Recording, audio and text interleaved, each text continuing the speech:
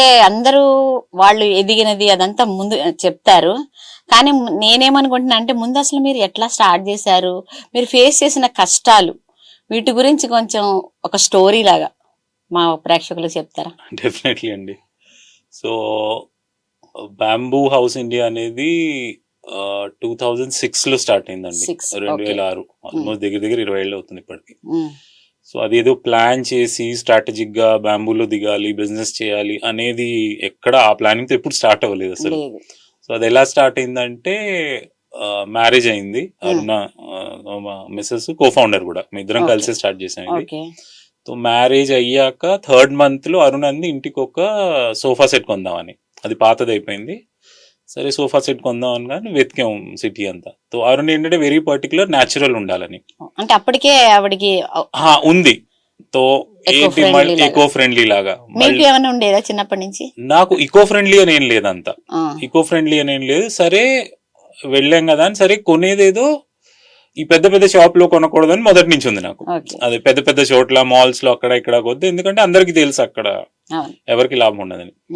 So సరే కొందాం, ఎవరిదైనా రోడ్ సైడ్ చిన్న వాళ్ళ దగ్గర వాళ్ళకి ఏదో ఆ మైండ్ సెట్ లో మొత్తం సిటీ అంతా వెతికాం, ఎక్కడ దొరకలేదు. సో నాంపల్లి ఎగ్జిబిషన్ గ్రౌండ్ దగ్గర మీరు ఇప్పుడు కూడా చూస్తే వెదురుతో చాలా మంది పని చేస్తారు అక్కడ.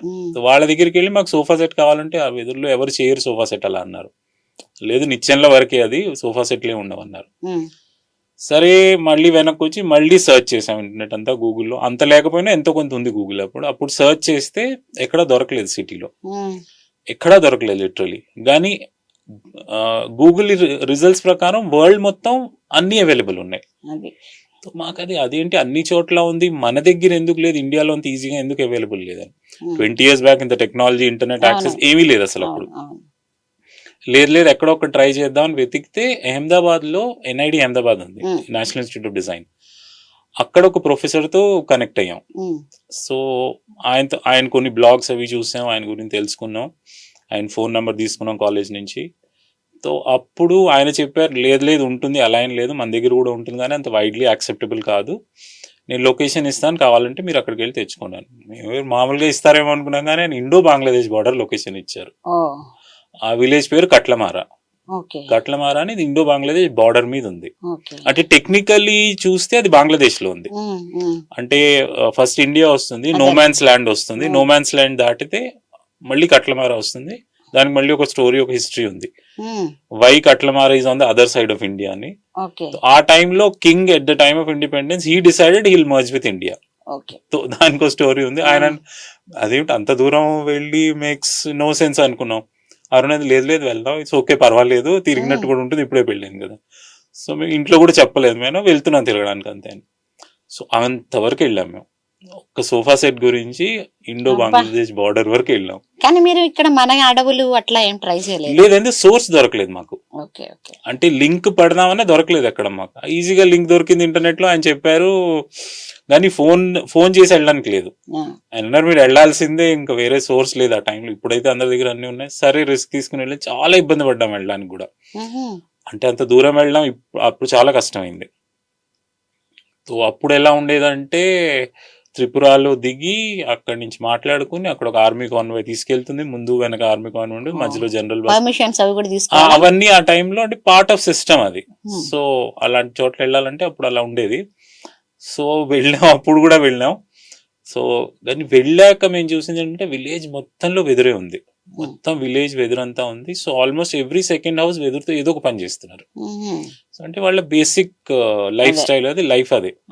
సో అక్కడ ఒక కమ్యూనిటీ కలిసాము. సో వాళ్ళు ఆల్రెడీ చేస్తున్నారు ఫర్నిచర్, కానీ they were not able to cell, ఎక్కడ బయట అమ్మడం అది ఏదో చేసుకుంటున్నారు అంతే. సో ఆ టైంలో ఆల్ ఆఫ్ ఎ సడన్లీ అది ఎందుకో ఇందులో ఫుల్ ఫ్లెజ్ చేద్దాం అనిపించింది. ఇప్పుడు అంటే మీరే ఒక బిజినెస్ లా చేద్దాం. ఎగ్జాక్ట్లీ. ఇప్పుడు ఇంత పొటెన్షియల్, అప్పటికే పొటెన్షియల్ చూసాం ఇంటర్నెట్ లో, చాలా పొటెన్షియల్ ఉంది. వీళ్ళని చూడగానే, ఆ వెదురు అది చూడగానే ఆల్ ఆఫ్ ఎ సడన్ గా బ్లైండ్ గా, లాజిక్ లేదు ఏం లేదు, లెట్స్ స్టార్ట్. మీరు ఇద్దరు జాబ్స్ చేస్తున్నారు, నేను బిజినెస్ లో ఉన్నాను. అరుణ్ ఏంటంటే జాబ్ లోకి స్టార్ట్ అవుతాను. 3rd month మ్యారేజ్ అయింది కదా, she wanted to go into job. So PhD చేద్దామా జాబ్ చేద్దామని అందులో ఉంది తను. అంటే తనకు ఫస్ట్ నుంచి టీచింగ్ ఇంజనీరింగ్ అండి లేదండి, మీ ఇద్దరిది. తన సైన్స్ బ్యాక్గ్రౌండ్, నేను కామర్స్ బ్యాక్గ్రౌండ్, తను కంప్లీట్ సైన్స్ బ్యాక్గ్రౌండ్. సో అప్పటి వరకు ఏంటంటే PhD చేద్దామా లేకపోతే టీచింగ్కి వెళ్దాం. టీచింగ్ తనకి ఇష్టం చాలా. టీచింగ్ కంటిన్యూ చేద్దాం లేకపోతే పిహెచ్డి చేద్దాం. నేను పిహెచ్డి చేయి, ఏముంది, టైం ఉందిగా చేసుకోండి. నేను already I was in my business. కానీ అక్కడికి వెళ్ళాక ఎదురు చూసి కమ్యూనిటీతో మాట్లాడి, ఒకటి న్యాచురల్ ఉంది, ఇంకోటి వీళ్ళకి కూడా సాయం చేయొచ్చు కదా, సిటీలో ఇంత మంచి furniture, definitely it will have a market అని. సో అలా స్టార్ట్ చేసాం. So all of a sudden return వచ్చాం. తర్వాత సరే ఫార్మల్ గా స్టార్ట్ చేద్దాం అది అనుకున్నాం. ఇంకా వాళ్ళతో మాట్లాడుకుని వచ్చారు. వాళ్ళతో మాట్లాడుకుని వచ్చాం. అందులో ఒక అడ్వాంటేజ్ ఏంటంటే అరుణ స్పీక్స్ బెంగాలీ. అక్కడ వర్కౌట్ అయింది ఆ లాంగ్వేజ్. బికాజ్ వాళ్ళు కూడా అదే లాంగ్వేజ్, నార్త్ ఈస్ట్ కదా, వాళ్ళకి ఆ లాంగ్వేజ్ వచ్చు. అక్కడ ఇంకొక యాడ్ ఆన్ అయింది మాకు. ఓకే, లాంగ్వేజ్ ప్రాబ్లం, కానీ ఫోన్లో అవి పనిచేసేది కాబట్టి స్టిల్ ఓకే, మేనేజబుల్ అనుకుని స్టార్ట్ చేసాం. ఇంకా అక్కడి నుంచి ప్రాబ్లమ్ స్టార్ట్ అయ్యాయి. ఇంకా అసలు ప్రాబ్లమ్స్ అసలు ఎండ్ అవ్వలేదు ఇంకా. సో తర్వాత వచ్చాం. సరే మీరు చేసే బిజినెస్ ఆపేసాను నేను.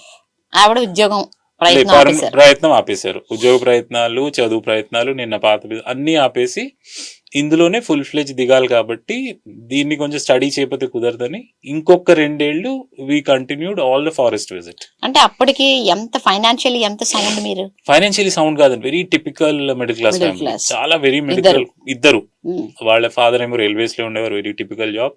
మా ఫాదర్ ప్రెస్ లో ఉండేవారు. సో అంతంత వరకే ఉండేది. కమ్యూనిస్ట్ పార్టీ ఆఫ్ ఇండియా ఇక్కడ విశాలాంధ్ర ఉంది చూడండి, అందులో ఉండేవారు. ఢిల్లీలో ఉన్నాం, Delhi. So it was very typical. Mom was working. Very bear minimum, very typical families. But still నేను ఎందుకో ఫస్ట్ నుంచి బిజినెస్ లోనే ఉన్నా కాబట్టి okay, I can play around అనిపించింది. సేవింగ్స్ ఏం లేవు అంతంత వరకే. సో సరే దిగుదాం, ఏముంది, లెటస్ ట్రై అనే, బికాజ్ నేను బిజినెస్ లో ఉన్నా కాబట్టి ట్రై అనే మైండ్ సెట్ ఎప్పుడు ఉంటుంది. తను కూడా సరే ట్రై చేద్దాం, చూద్దాం అని. సో అక్కడ మొదలెట్టాం. ఇంకొక 2 ఏళ్ళు వి కంటిన్యూడ్. ఇంకా తిరగని లొకేషన్ లేదు, వెళ్ళని అడవి లేదు. అంటే మీరు ఫస్ట్ వెళ్ళిన ప్లేస్ తోనే స్టిక్ ఆన్ అవ్వకుండా మీరు ఎక్స్ప్లోర్ చేశారు. ఎగ్జాక్ట్లీ, ఎందుకంటే అక్కడి నుంచి ఇన్ఫర్మేషన్ మాటికి రాదు, ఫోన్ లేదు, అంత దూరం వెళ్ళలేం కూడా. ఒకే చోటని చుట్టుపక్కల ఏపీ మొత్తం తిరిగాం, మళ్ళీ తమిళనాడులో, కేరళ చుట్టుపక్కల easy location. Because Katlavara was almost difficult. అది చాలా కష్టం అక్కడికి వెళ్ళాలి, బార్డర్ వరకు వెళ్ళాలంటే కష్టం అది. So near by almost 2 years అందరినీ కనుక్కుని, ఫారెస్ట్ డిపార్ట్మెంట్ తో కనెక్ట్ అయ్యి అందరితో కనుక్కుని మొత్తం 2 ఏళ్ళు ఖమ్మం వెళ్ళి అన్ని చోట్లకి తిరిగేసి వచ్చాక ఇంకొంచెం అంటే డైలీ సమ్ ఇన్ఫర్మేషన్ వస్తూనే ఉండేది. సో అప్పుడు వర్క్ షాప్ కూడా స్టార్ట్ చేసేసాం ఆల్రెడీ. వర్క్ షాప్ కూడా స్టార్ట్ చేసాం. అప్పటికి టీం వచ్చేసింది, ఆదిలాబాద్ నుంచి టీం ని పిలుచుకున్నాం. ఈ మొత్తం ఎక్సర్సైజ్ ఒక 3.5 ఏళ్ళు నడిచింది. సో ఉన్న సేవింగ్స్ ఎలా అన్నా లేవు అప్పటికి. సో బయట అప్పు తీసుకోవడం ఫ్రెండ్స్ తో మోస్ట్లీ. అంటే ప్రొడక్షన్ స్టార్ట్ కాలేదా? ప్రొడక్షన్ స్టార్ట్ కాలేదు, ఇదంతా ప్రీ ప్రొడక్షన్ R&D స్టేజ్ ఇదంతాను.